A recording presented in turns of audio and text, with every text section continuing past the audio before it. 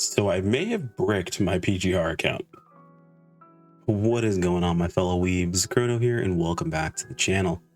Today I want to go over with you guys two, I don't want to call them mistakes because I kind of hate those videos that come out with every gacha game that's like top 5 mistakes to avoid or whatever, but I'll be real with you. There are two decisions that I probably would do differently, so I guess the best way to refer to them as mistakes, whatever. Two mistakes that I personally made on my PGR journey. To kind of let you guys know where I come from, like where I'm at, as well as how I plan to kind of rectify this moving forward, and just let you guys know what happened for me, because I'll be honest, looking into this, I haven't seen really anyone talk about this, and maybe I have a different viewpoint on a mistake versus not having, or versus it not being a mistake. I don't know, but I did want to at least tell you guys what I came across and how we're going to be using this account moving forward.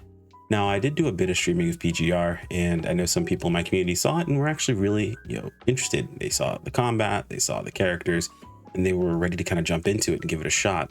Game's not super large, so it's, it actually does pretty well whether you play on mobile or play on PC. So game's a lot of fun to play. I definitely recommend it. But there are some things that are a bit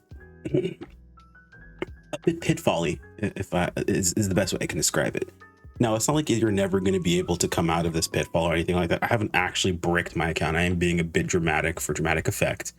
But there are some things that, realistically you can start doing, not incorrectly, but they could kind of hurt you as far as your progress in the short term. In the long run, you'll be perfectly fine. So that's just a disclaimer. What you choose to do on your account is completely up to you. At the end of the day, if you want to swipe to catch yourself back up, by all means, go for it. Or if you want to do this purely free to play, you absolutely can. This is just what I did. I'm rambling and it's been about 2 minutes. Let's go ahead and get started. So the first thing I wanted to talk about was what I like to call the trap of over farming. Now, in most videos, as far as like new player guides or recommendations, what you'll find is they have two major recommendations that you'll see pretty much all the time. Build one team, as well as do the story. And those two things are absolutely correct. You push the story up to, I believe you want to get your commandant level to 40, and you unlock the event. And whatever the event happens to be at that time, you farm it to help build out and flesh out your team. Now, what I've noticed is a lot of guides just say, hey, do the thing you did before moving into 40, right? Like farm events, build teams up, so on and so forth. But what I found is there are very few that tell you where to stop. They do mention some things, but they don't really mention exactly what you should be building towards, or what's a good stopping point for you to move on to like the next team, or even move on to no longer just farming ridiculously to build up every team. One thing you'll find in PGR is to properly experience all of the content the game has to offer, you realistically need to build out 5 overall teams, 1 for each element. And though they don't all have to be overly invested with some of the best characters in the game, you do want to have characters you can use for those teams, because elemental resistances are absolutely a thing. They cut your damage by upwards of like 60%, if not more. So you definitely want to make sure that you aren't getting hit by those and you actually can get through the content. Now, you absolutely can push through with like 1 team if you really want to, but you're really going to miss out. You'll find more often than not, you'll be kind of coping with trial stuff, and it's going to get very irritating for you. These two mistakes that I made actually kind of compound one on top of the other. So we're going to talk about them kind of in conjunction. So the first one is the farming portion of this, right? So what you'll find is my Omniframe roster is not very large, and had it not been for this new guide thing that they released a few days or this week, as well as where is it? The FOS rating center providing things like, selectors and so on and so forth. Had it not been for these, I realistically wouldn't have had much of anything. My roster would have been even smaller than it currently is. And that has something in fact to do with the second portion of this, but the first portion is, building characters. Now, one thing you'll find is they'll tell you, hey, build out a team. Usually they recommend like dark team. In some cases I've seen fire team recommended, but a lot of it depends on what characters are available, what's easy to get a hold of, and dark team is pretty standard. So I of course built dark team because I like Watanabe. Watanabe is a cool character. I like the way he looked, even his physical form. I liked him, and the way he played, super fun. And it helps that Vera was the support for him. And let's see, waifu collecting, we can't really get around it.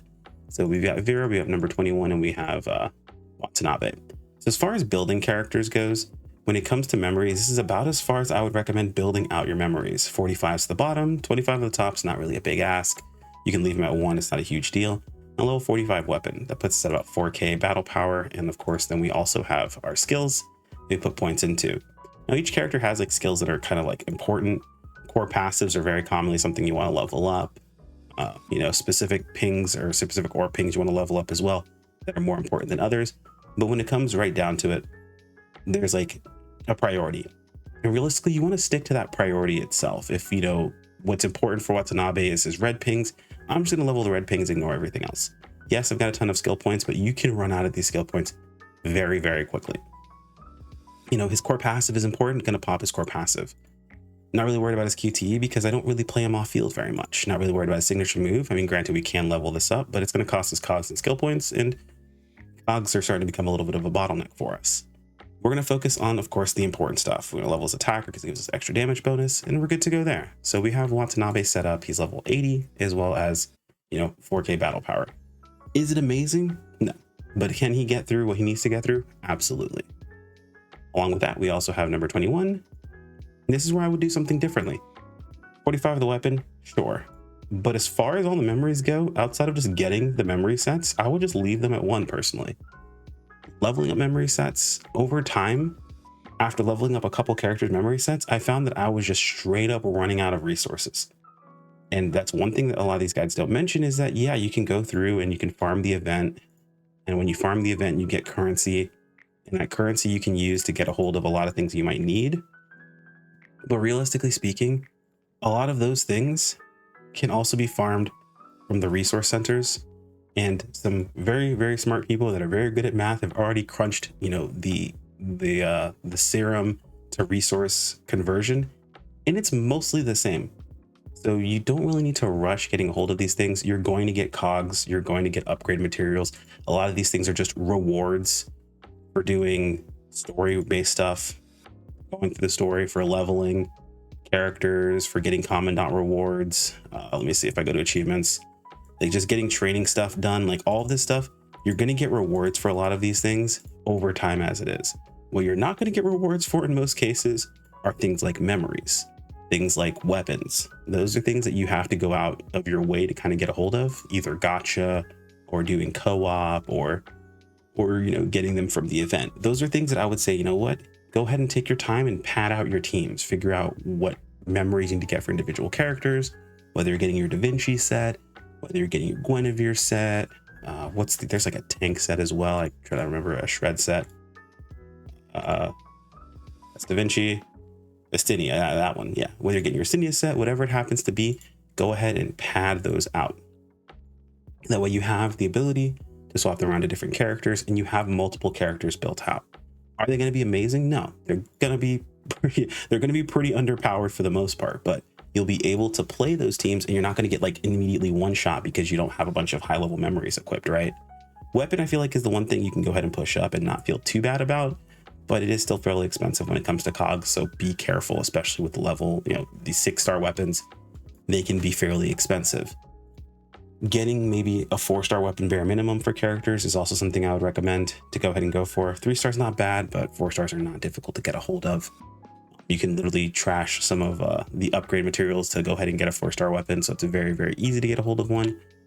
That's kind of where I would suggest it. But again, that my mistake was building too heavy into specific characters, which kind of goes along with my other mistake as well, which was uniframes.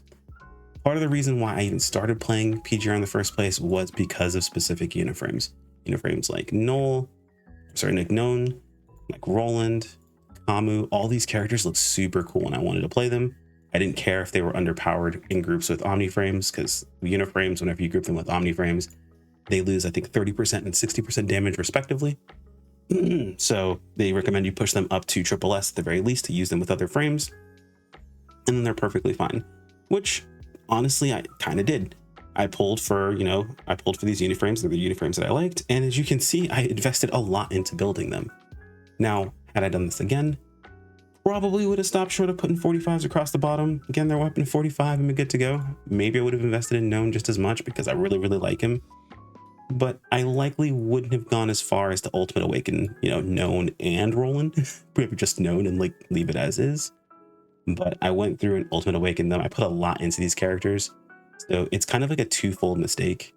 Investing too heavily into these characters, as well as, and I hate to say it, pulling them in the first place. So when you're pulling for uniframes, cool thing about it is you pull one, or you pull, do a single 10 pull, you guarantee get a copy of that character if they're the premier. If they're not, it's an 80% chance. Not bad. I think that's a pretty decent odds, so not too big of a deal. And it's a single 10 pull. In a single 10 pull, you can get your character almost guaranteed, right? 80% chance to get your character, or 100% if they're on the banner itself. Outside of pulling them once, I wouldn't recommend pulling them any more than that.